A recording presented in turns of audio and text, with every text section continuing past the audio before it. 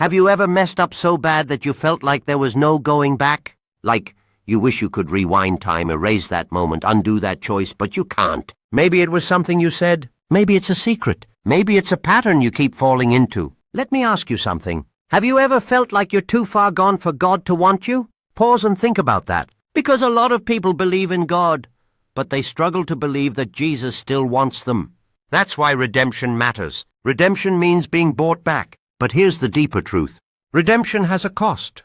And the question is, who paid it? Because when something is truly valuable, it's not just given away without a price.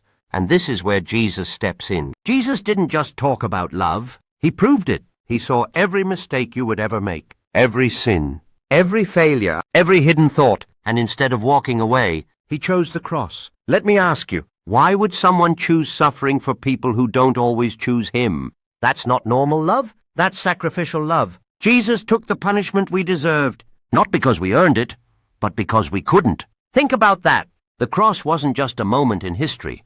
It was a transaction. Your guilt for his grace, your sin for his righteousness, your death for his life. So when we say Jesus redeems you, we're saying he paid for you with his own life. Now here's where it gets personal. If someone paid a high price for something, that means it's valuable, right? So what does that say about you? Do you see yourself the way Jesus sees you? Because we live in a world that labels you by your worst mistake. But Jesus went to the cross knowing your worst moment and still said, "You're worth it." That changes everything. But redemption is not just about being forgiven.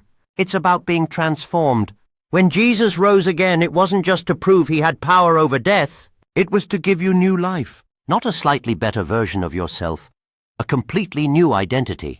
Have you ever felt like you're stuck being the same person? Like no matter how hard you try, you fall back into the same things? That's because redemption is not something you achieve. It's something you receive. You don't save yourself. Jesus already did the work. But here's the tension. A lot of people accept that Jesus died, but they don't live like they've been redeemed. Why? Because it's easier to hold on to guilt than to walk in freedom. It's easier to say, "This is just who I am," than to believe, "Jesus already changed who I am." Let me ask you something honestly.